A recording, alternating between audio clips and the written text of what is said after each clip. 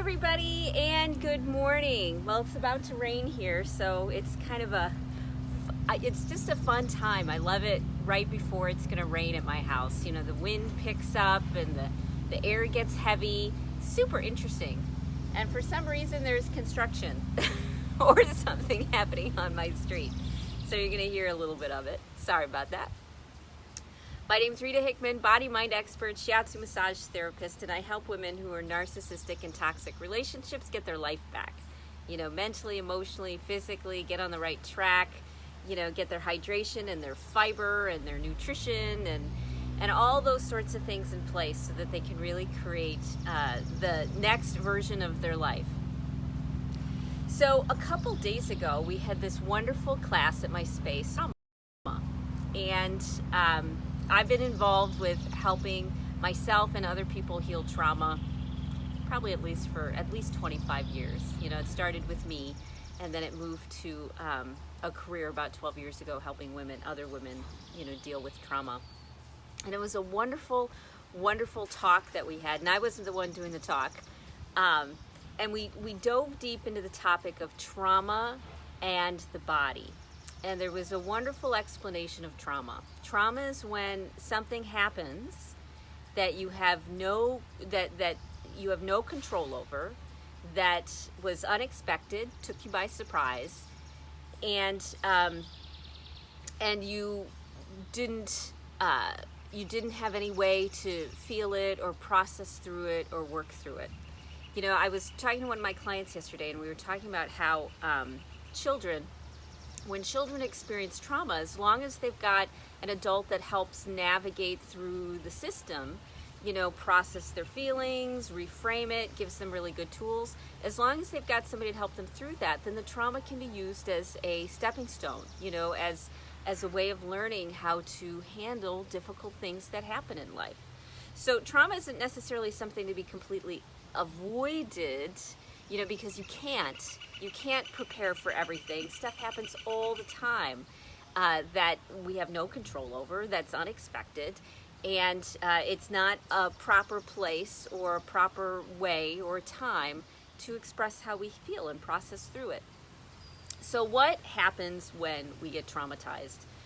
We're wandering around, and then something happens that we didn't expect and we can't control, and we have to, let's say, rise to the occasion, either as a child or as an adult. And we take that emotion, that natural, normal adrenaline response, hormone response, chemical response, nervous system response that happens, and it goes underground, and it goes into your body, and it follows down, the signals follow down the nervous system, and then it lodges somewhere in your physical self. You know, that memory, that suppression of those feelings, of that expression of yourself gets lodged somewhere. It could be your knees, could be your hips, could be your heart, could be your stomach. You know, stomach issues are super common after trauma. Headache issues, heart issues, all of that. And the trauma can kind of land anywhere. And where it tends to land, where it tends to go underground to, are the places that we already don't breathe into, that are already disconnected. Old injuries, places, if we're in chronic fight or flight, you know, we don't get circulation in different parts of our body, and so that's where the nervous system signals go, and it creates more and more problems, and it creates what are called triggers. And triggers are when something reminds you of the trauma, and it causes that response, that reaction that you were supposed to have, to come back. But usually our response is inappropriate for the situation. You know, either because, once again, it's not a space for us to really express ourselves, or it's the people around us just don't understand why we're responding the way or reacting the way that we are, and they don't understand it. There's a lot of confusion, there's, you know, anger, there's misunderstanding, there's not knowing how they should handle it, there's taking it personally, there's all sorts of stuff.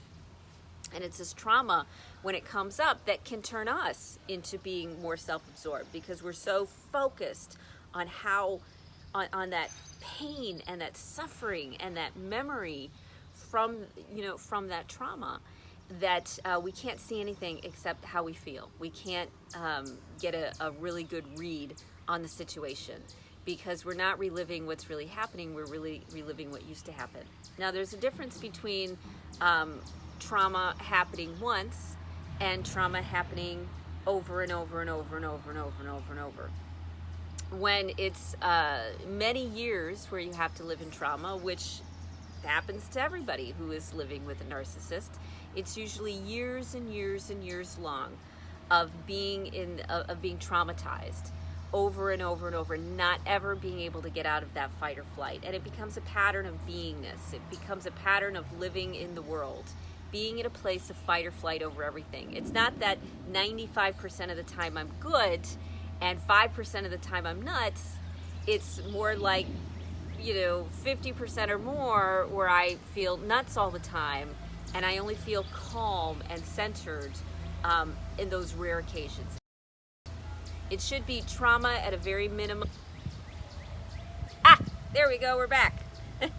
Cool, thank you. So, as I was saying, how do we start to rewire this fight or flight? Basically, you start to create a different life for yourself. You parent yourself. You start giving yourself the space and the love and the nourishing and the respect that you've always needed. And you start to find people that can witness the feelings that you went through. Because the real key is that someone is there to witness the pain and the struggle that was the original trauma that you had. So you have to find either a really great therapist, which you have to do your homework and find one. You can find a good coach, which you also have to do your homework and find one, but I'm pretty good at what I do. You can find a close friend, and same thing. You have to find somebody who is safe for you, who isn't going to judge you for your boundaries, who isn't going to take it personally when you're having an issue, and wants to understand who you are, wants to have good communication. Yes, that was thunder. So I better finish up, okay? So, trauma goes into the body when it's unexpressed, and it's expressed in a physical way, which can be shaking, which can be screaming, which can be crying, which can be running, which can be dancing, which can be anything that's physical. And when you don't deal with it in a physical way, then it becomes poor coping mechanisms of eating and shopping, distraction, something to distract you, from how you feel or how you're in chronic fight or flight. And it requires somebody to witness those emotions when they come up. So when you're triggered, when something reminds you of the trauma or the complex trauma, and it comes up, somebody who can be there, present, understands trauma, understands PTSD, and can be present to how you're feeling without judgmentalism, with love and support, without taking it personally, even if you're pointing your finger at them and saying it's all their fault. They're able to be there and be present with it, okay? So it's up to you to start creating an environment where you can heal yourself, surrounding yourself with people, listening to people, connecting with people who have the ability to witness the feelings that went underground into your body and now are causing your backache, or causing your laryngitis, or causing your headaches. This stuff is sneaky. It really is.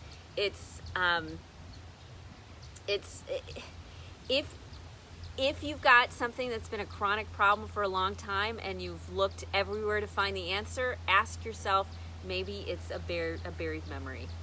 And maybe it's something that gets triggered on a regular basis, but because you keep pushing it down, because either you judge it or other people judge it, or you're not in a safe situation, then it turns into these other illnesses. It lodges somewhere, and then it also suppresses your immune system and causes even then bigger systemic sorts of things, okay? So I want you to look into that. I want you to think about that. Now, if you feel stuck and you need a coach, send me a message. I'll send you to my application page. I do have a couple hoops that I like people to go through. That was a raindrop. I do have a couple hoops I like people to go to just to make sure that we're on the same page. And then we can set up a call to figure out a strategy, a plan to move you forward, to figure out what's going on.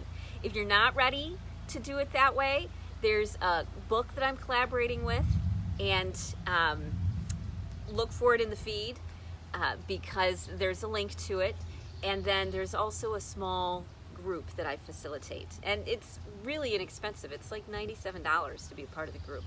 So look into that. It's totally affordable, and the group's like 8 weeks, and you get a call from me a week, and the private Facebook group, and all sorts of cool stuff. So look for that link, or ask me for those links too, and I'll send them to you. Okay? I think that's it, and the rain's starting. I hope you have a wonderful weekend, and I'm looking forward to seeing you Monday. Okay? I'll talk to you later.